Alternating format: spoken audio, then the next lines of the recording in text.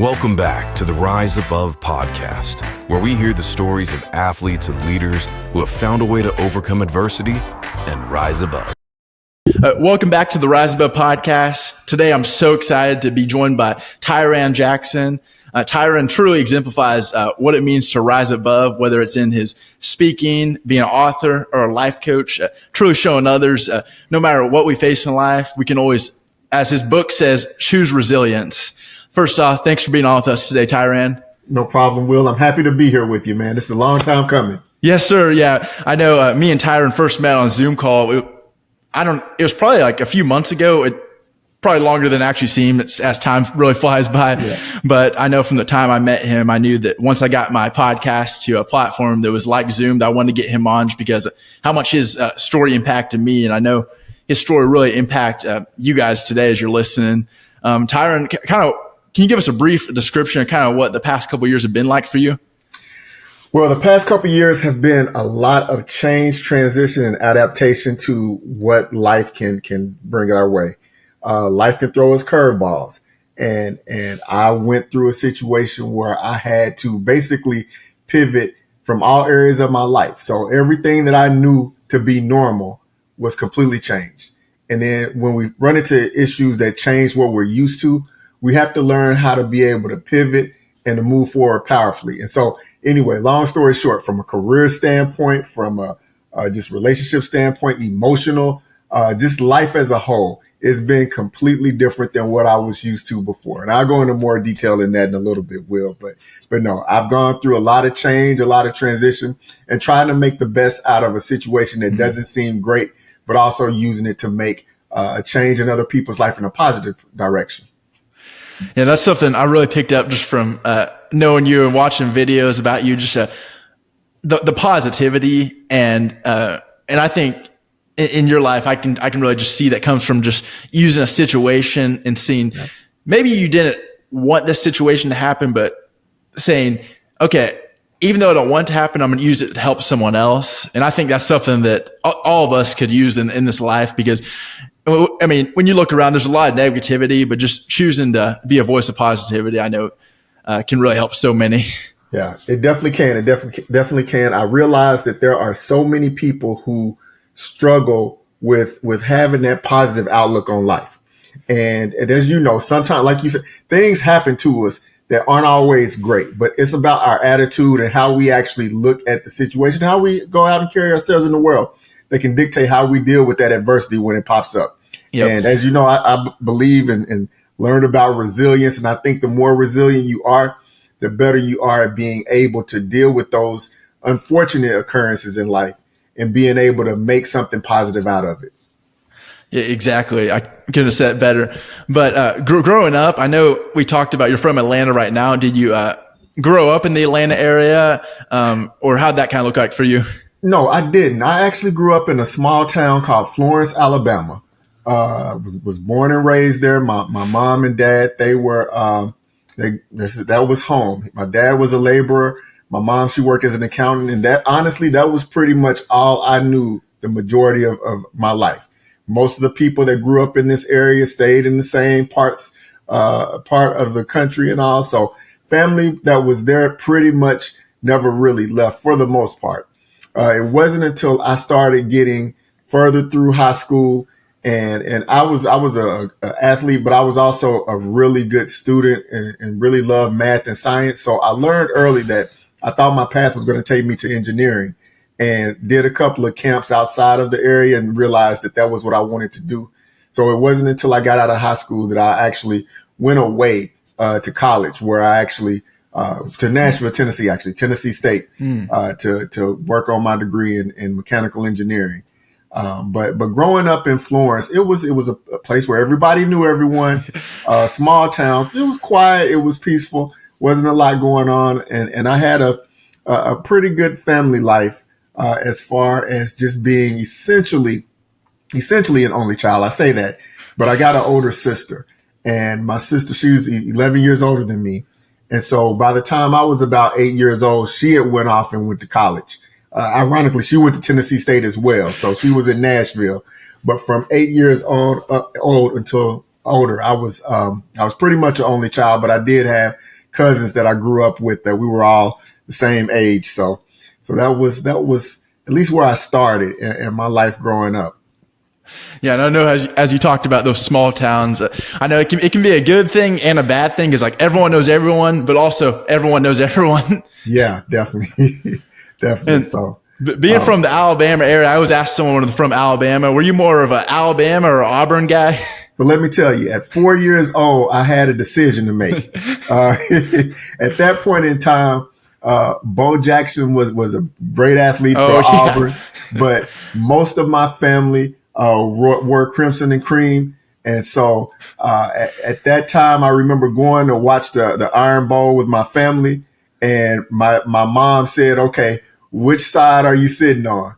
And I said, Roll Tide, and I've been Roll Tide ever since. Yeah. So Yeah, I know in that rivalry, you only pick one or the other. I know that one's one of the most intense rivalry, not just in college football, but like all of sports. Yeah, definitely. But no, that was what we did. I enjoyed growing up at those times, and yeah, I remember the day that I made the decision. And like I said, you can't grow up too long before you have to pick a side in Alabama. So I'm Roll Tide all day. Yeah, exactly. And I know you said you went to Tennessee State. What did it kind of look like there? And then like after school, what career field did you end up in? So Tennessee State was it was a great experience for me. Tennessee State is a historically black college in Nashville, and it was somewhere where actually I had some familiarity with, because as I mentioned, my sister, she went to college there. So I remember going up there when she was in school just to see things, but didn't think anything of it. I ended up getting a couple of scholarships. I was like I said, I played football, basketball, ran track in high school, and I actually got recruited to play football at a couple of places, as well as having a couple of academic scholarships. And what happened was, because I thought I was going to go either to Georgia Tech or UAB, Alabama Birmingham. Yep. But at the end of the day, when I got out of high school, Tennessee State gave me a full opportunity to go just for academics in playing football. And I love football, don't get me wrong, but I got 2 concussions in high school, and it made me think if I didn't have to play in order to go to college, I wouldn't necessarily. I was an undersized running back, and I was like, I'd rather be a fan and didn't have to play if I didn't really need to. And I definitely want to keep the burden off of my parents financially.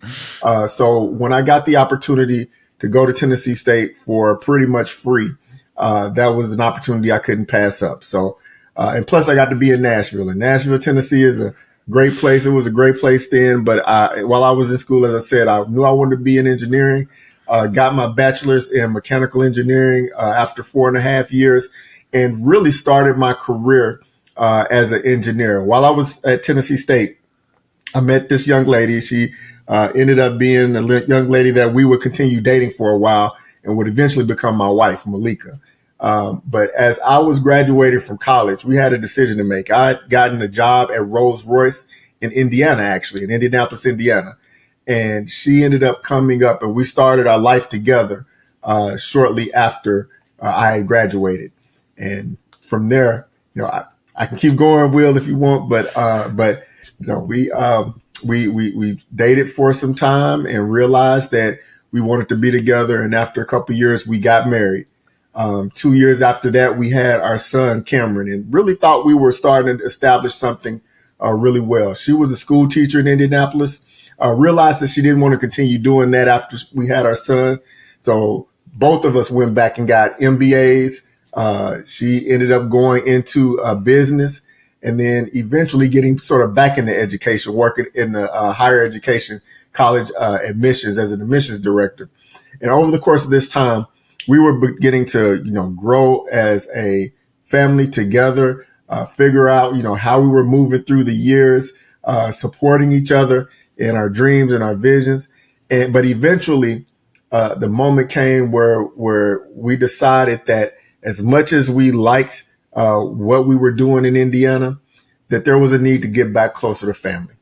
And she was from Chattanooga, Tennessee. Okay. And so we were thinking about, well, we need to get back down south. And so we looked at a couple of options. I had opportunities that were popping up in Atlanta. So after about 8 years in Indiana, we moved to Atlanta, Georgia. And here is where we really set our foundation.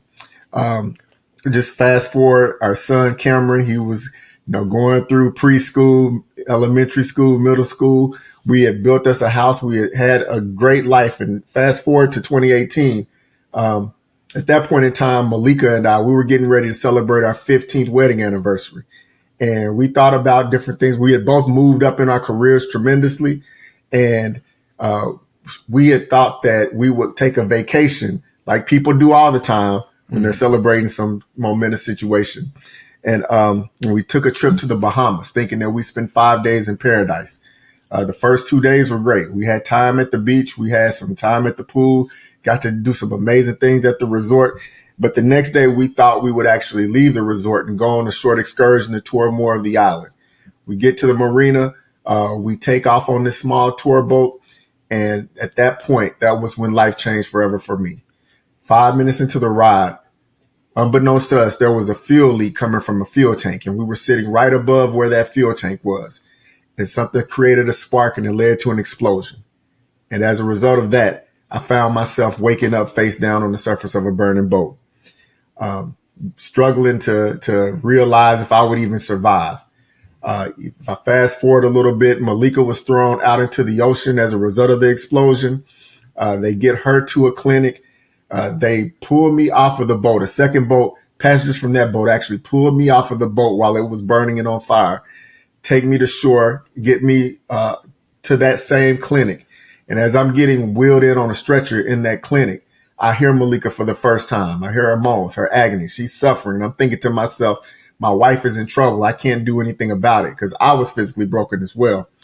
After a short amount of time, the one doctor that was there finally told me that they were sending me to another hospital and that Malika would be coming later. They get me to this other hospital. And as a result of the explosion, my left foot was severed. I could see my ankle bone. Blood was rushing out. They tried to wrap it back up. When they get me to the emergency room, they actually put me into surgery to try to reattach it. And when I wake up in ICU, under the mindset that Malika was already going to be at the hospital, I found out that she died at that clinic.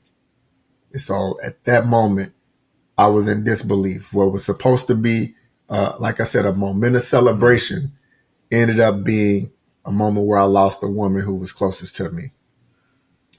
I ended up having to call our son on the phone. He was staying with his uncle and I tell him that, son, your mom's never coming home again.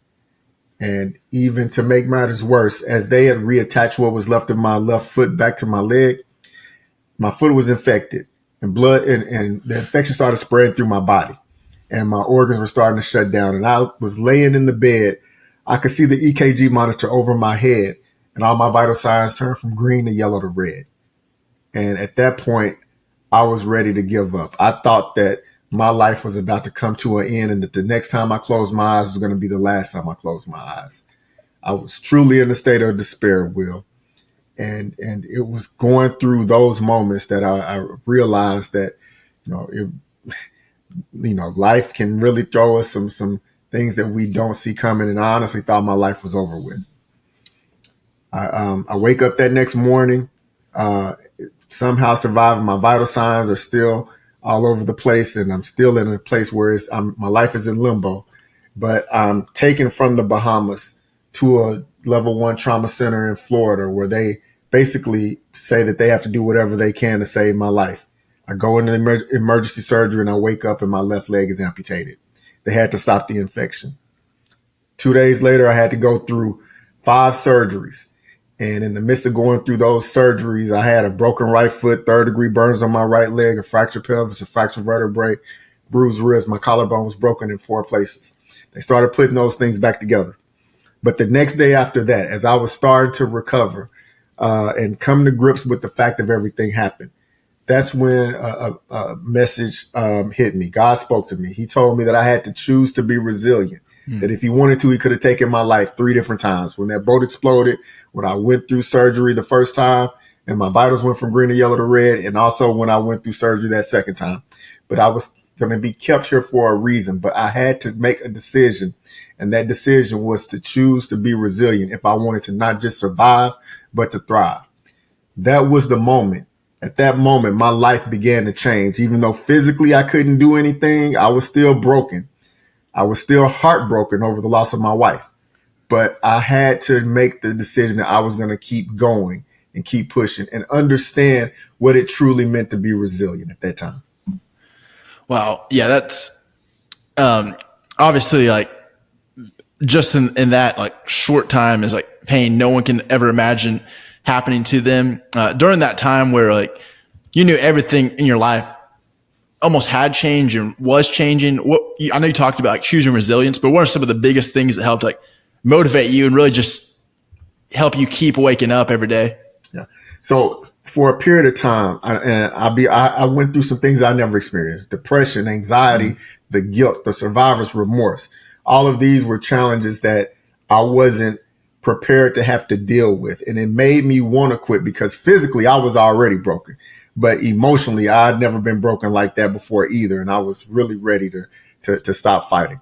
But when we talk about motivation, as I started to get to a place, I got out of the hospital 2 weeks after they got me, they took me in. And at that point in time, I had to heal. I had to heal physically. But it gave me opportunities to think and reflect back on a couple of things that Malika and I had talked about or experienced earlier in life. One of the things that I remember was a year before the accident. She and we had a conversation of something. We're watching this movie, and in the movie, the main character was killed early on in the movie. And afterwards, we were talking about it, and it led to one of these what if questions. What if something were to happen to me? What would you want me to do? And I asked her that if something were to happen to her, what would she want me to do? And she thought about it for a second. And basically what she said was she wouldn't want for me to grieve for too long. She wanted me to be able to move forward with life and find happiness again. But she also told me that my job should be to make sure that the only part of her that's still left on this earth was well taken care of. And that was our son, Cameron. So when I found myself looking for that motivation, what was going to be the source of motivation for me to get up and physically start the physical therapy and the training that was going to take for me to heal and get back to a place where I could one day walk with a prosthetic, I thought about him. I thought about having to honor this promise to my former wife that I would do everything I can to make sure that he's good. I knew I had to be emotionally strong, and I had to help him work with the emotional pain of losing his mom. This was something I had to take ownership of if I wanted to honor that request of her. But that was the key. Constantly thinking that I had to be strong for Cameron and I had to honor my former wife's last request and making sure that he was going to be okay was what kept me going. Yeah. And I think that's awesome that you can remember her telling you that. And that's just so cool that like God placed that moment right there. And I think so many people can apply that to their life too. Just looking at you, maybe someone's just having a rough day and they don't feel like, they feel like, oh, maybe I'm just going to tell my boss I'm sick today or whatever's going on. But looking to that one person and saying, what if I keep going? What if I can, by me keep continuing to do whatever I do, I can make someone else's life better. And I think that's a great testament to that right there. Exactly. And I know a word you've said a lot, and you have a book called Choosing Resilience. Can you speak a little bit on what it means to you to choose resilience? Well, to choose to be resilient, and I talk about we have choices in our life. We're going to have situations, circumstances, and ultimately we have choices to make on how we respond. It's not the adversity, but how we react to that adversity that determines the narrative of our life story. And so when I talk about resilience, you know, people go through challenges and face adversity, and they think the whole goal is to get through it. And, you know, if I just, keep going, I'm going to get through it. However, when you're resilient, you learn how to not only be able to deal with that adversity, but also deal with the stress and have the right coping mechanisms to be able to use those experiences to create positive growth within yourself. You don't just stay the same person you are if you're facing the challenges and you're resilient. You figure out how to leverage those experiences to make you a better version of yourself. So as I was going through my journey and I was actually having to, do certain things, I had to learn how to walk with a prosthetic. eventually. Now, trust me, it took a while for me to get there, and I was able to do it. But in doing it, I realized that I had to be consistent with certain habits that if I really wanted to get back to a place where I could be as functional as I once was, I was going to have to make physical therapy and working out a significant part of who I was. And I started doing things like going to boot camps every morning. That was something that I wasn't doing before. And eventually it led to me actually having a belief in myself that I could do more than I could realize despite my handicap. It led to me running 5Ks and 10Ks, something I had never done before, which, I might have been able to do it before, but in going through the adversity and realizing that there was a greater strength and power within me to be able to make me a better version, it was a sign of that resilience coming to the forefront. So, and the same holds true from a emotional standpoint, growing. As far as what I do now, I realized that part of the experience and part of the pain that I experienced actually created a greater purpose in me. And I'm understanding how I can use that purpose to influence and change the lives of others, which is something that I wasn't necessarily doing when I was an engineering manager before. But it created a change in me that I realized could be used to help out others in their journey. Yeah, I love what you said there about just finding that purpose through the pain, and I think that is one of the most valuable lessons that we can learn. I know you've learned through adversity is when you keep going and you know what your why is. Man, first off, I think people just gain such an appreciation for just the little things in life, and that can really help people just keep going no matter what the obstacle is. Yeah, definitely. I think that it's, we go through experiences, and part of what I think is important is if we actually take the time to learn the lesson or pay attention to what lessons we gain in the midst of going through it. I talk to a lot of people about the power of reflection. After you've gone through something, don't just keep going, but take that moment to go back and reflect on what happened, why it happened, and what did I get out of this? And as I was going through my physical recovery, trust me, I had to go 2 months where I was pretty much in a wheelchair. I couldn't move on my own. I had to be pushed around, and I had a lot of time where I was in the bed, and I used that time to start writing and getting the thoughts and the experiences that I had, gone through out of my head and on paper. And that was one of the most, it led to my book, honestly, but it also led to the process of me truly understanding who I was at that stage in life. I became more vulnerable, more authentic, and I realized that there was a critical part in the transformation of who I was to become. And so I definitely think that when we're trying to go through something, we should take the opportunity to grow through it as well and create that growth to be able to do some things that we may not have believed that we could on our own. Yeah, no, I think just even for me in my own life too, when I started losing my sight, and I'm sure you face some of these exact same questions. I was thinking, like, I remember just always thinking the first couple of months, like, my life didn't used to be like this. Like, everything used to be so much easier. Yep. And like, why is this happening? But like you said, I remember when I started reflecting and thinking, okay, maybe it used to be easier, but once I learned how to walk again, but with a stick, once I learned how to do schoolwork, or once I learned how to do just the normal task I could do when I could see, I'm going to be so much more appreciative. And now that I'm able to do a lot of those tasks, even at times when it can be frustrating or harder, but I figure out a way to be able to do it with great people around me. Just reflect on those times when I first started losing my sight and I couldn't do those things. It just brings back more of an appreciation and more of now that when I face a challenge, it's like, okay, this might be tough, but just like whenever things were tough, when I started losing my sight, still can be tough. Just how I got through those times, I can get through whatever the time is to come, like you said, with resilience. Yeah, exactly. And a couple of things I just want to add to what you said there. I thought that was great.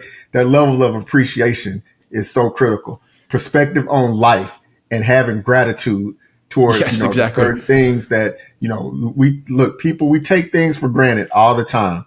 But once you actually have to go through something and you get the confidence of knowing that, hey, I've overcome this, I've overcome worse. So this new challenge isn't as significant as it would have been had I not ever overcame anything before now.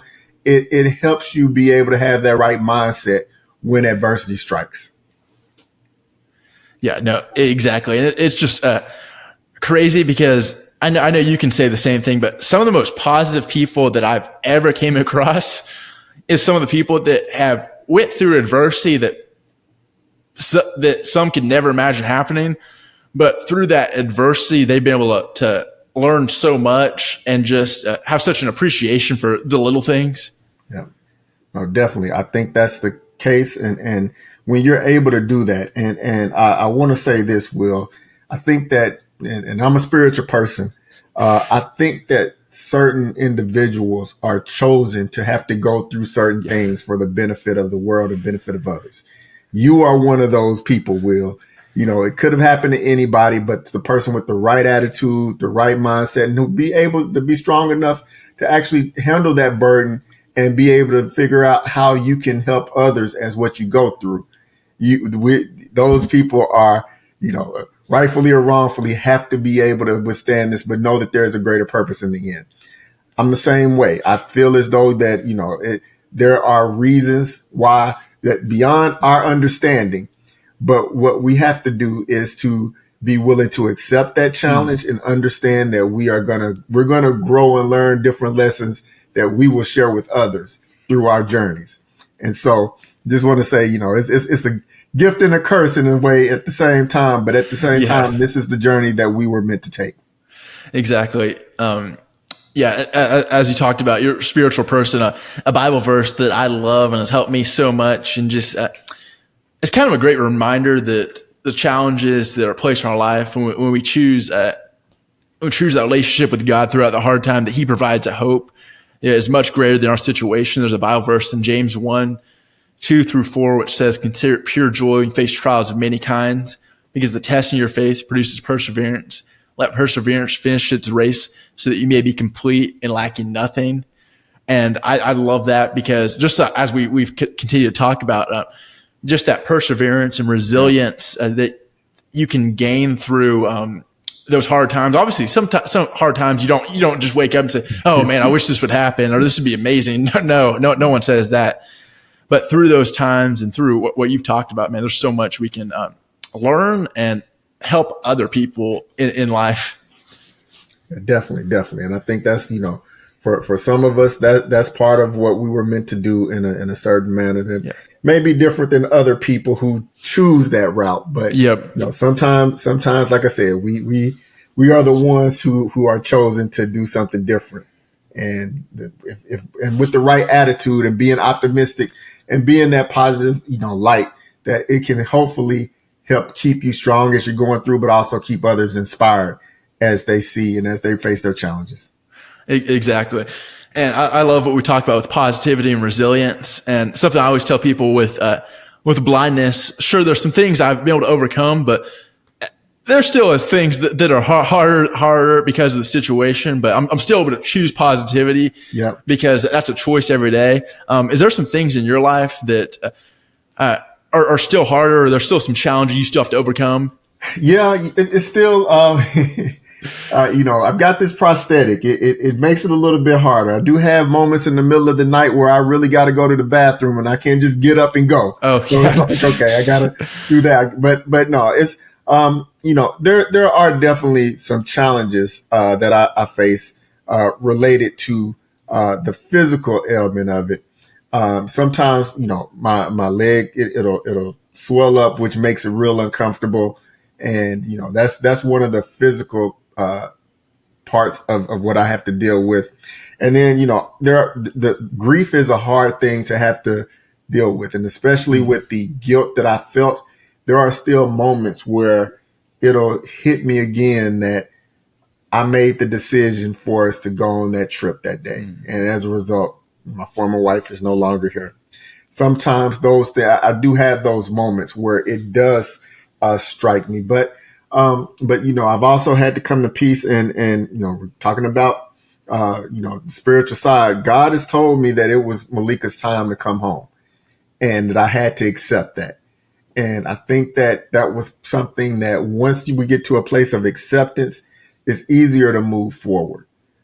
Even though the memory is never forgotten about, but it was intended for our journey together to end at that moment. So coming to grips with that, coming to peace with that, but knowing that it does pop up every now and then is one of the challenges that I think it'll be with me for the rest of my life. It's just a matter that the magnitude of it is less than it once was several years ago. Yep. Yeah. No, I love that too. How you talked about just trusting God, knowing that even though storms around us might be really shaky, that He still has a plan throughout that. Yeah. That's awesome. Yeah. And over the past 5 years, have you kind of gained? I know we talked about like an appreciation, like resilience, but what has kind of been like your life's mission throughout everything that's happened? Yeah. So with everything that's happened, my life's mission has changed. God told me that I wouldn't go back to being an engineer, that there was going to be a different journey, a different path for me. And it eventually led me into speaking and not just sharing my story, but being able to teach people about how to be more resilient. And if you would have asked me that 7, 8 years ago, I never would have said that was going to be me. But I understand in doing so, every time that I speak and every time I'm able to show people a way to deal with the obstacles that they're facing, people come up to me and say that changed my life or that gave me a different way to look at the challenges that I'm facing. And when we talk about our mission, I think that's my mission. My mission is to help those through inspiring and giving them hope when they seem to be hopeless. Yeah, that's so awesome. And I love that. When you talked about people coming up to you afterwards, and it just reminds me of like just giving that pain a purpose. Mm-hmm. Because I'm sure in those moments, you're like, man, this is why I'm doing what I'm doing. Yeah. Yep. Definitely. And so, it's an interesting place to be in because you realize that it's bigger than you. And it's truly, you're truly a gift to be able to share with other people, your journey, your story, and the way that you can inspire others to be able to overcome. Yeah, I love that. And especially how you talked about how like, your life's mission has kind of like changed. And that's really cool. And I think it can show so many people, whether someone is facing something traumatic or just the normal trials people face in daily life, that just because something isn't going exactly how we want it to go doesn't mean, first off, that God doesn't still have a plan. It doesn't mean that you can't still do something great in this life if you just don't give up and just choose resilience. Yeah, definitely. No, I agree wholeheartedly, Will. And there's going to be so many people who come across you, whether it's just in a normal day or like they see you in a video like this or on social media. If there's one thing they could remember you for, what would you want that to be? Well, I would want them to remember that I fought through it, that I didn't quit, I didn't give up. And I not only didn't give up, but I used my circumstances to create positive growth and to be a better version of who I am for the world. And that I feel as though I am an embodiment of resilience, an example that they can say, okay, if he can do it, if he can bounce back from what he went through, there's no reason why I can't. No, I love that right there. Just, man, you're a great example. And I hope everyone listening to this just realizes that no matter what we're facing in life, I mean, just look at Tiran, what he's gone through, man. Just make no excuses, because something I always tell people is like, God never says oops. Yeah, that's true. No, that's great. I love that. And that's just so great, even for myself, a reminder coming across people like you, just like hear what you've gone through, but how you didn't use the situation to just sit around and like you have every right to just like sit around and be like, man, this is so bad. But instead you're saying, you know what, maybe I didn't expect this situation, but I'm going to go out and use this pain and give it a purpose and help give others a purpose while I'm going through this. And that's just so awesome. Well, yep, I appreciate it because I realize that it's bigger than me, and let me go through it so others can learn how to get past their challenges. Yep. I love that. And one last question I always finish with on this this podcast. Since we're called the Rise Above Podcast, obviously there's going to be someone listening to this today, whether they're going through something big or maybe just normal adversities that life throws at them while they're listening to this podcast, and they're going to be thinking, "Man, look at me, what I'm going through, man. How can I rise above? How can I be resilient despite whatever I've been thrown at in life?" What would be an encouraging message you'd have for someone in that situation? I want to give them my truest definition of resilience, what it means to be resilient. Resilient is not about regaining what was lost, but it's about reshaping what still remains. Oh, and it's what you do with what still remains that's going to dictate your life story from that point forward. The challenges that you may be facing right now, they may seem overwhelming, but you have to be able to put the pieces back together in order to build the puzzle that's going to be your future. And so I want people to understand that when we're going through challenges, when we're going through obstacles, that is a situation and a circumstance in the present. And we have to be willing and able to process what's going on, but get to a place of acceptance. The longer we find ourselves holding on to what happened, we find ourselves in denial. And denial is the enemy of acceptance. So you get to that place of acceptance, you assess your circumstances, and you figure out what you're going to do to make the best of the situation moving forward, and how you can use this as an opportunity to grow and to make it's a pivot, it's a change, but go down a different path to get to a desired outcome. So don't sit in pity too long. You have to, after you process the pain, the grief, the guilt, the loss of what you're facing, then you have to start planning and being strategic on how you're going to take the right actions in order to rebound or bounce back and to make something great out of your situation. Man, I couldn't have said it better. Just realizing what you still have, making a plan, and just choosing resilience. That's awesome right there. Yeah. And I can't thank you enough for being on with me today. No problem, Will. Like I said, man, I've been wanting to do this with you for some time, so I appreciate you being patient to actually share your platforms, your time with me. So I'm honored. I'm honored to be a part. I appreciate you making time. I know there's going to be so many people that are listening to this. No matter what they're going through, they're going to be encouraged to maybe not feel bad for their situation, but think, man, what is it that I can do in my life that I'm not doing? That, man, I need to make a plan and just, hey, like your book says, choose resilience. Yep, definitely. But it definitely takes the right mindset and the right willingness to do what's necessary in order to not let the circumstances of life bring you down.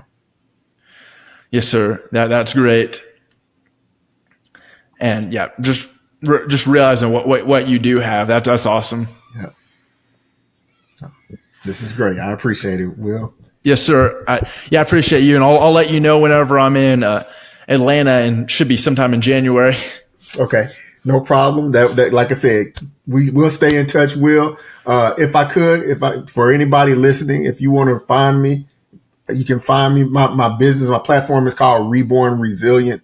If you go to rebornresilient.com, or if you look up Tiran Jackson, you'll be able to see more about myself, speaking, the way that I help others get through their challenges, as well as learn more about my book, Choosing Resilience, and so on. So, just want to yes, sir. And share that in case anybody wants to connect.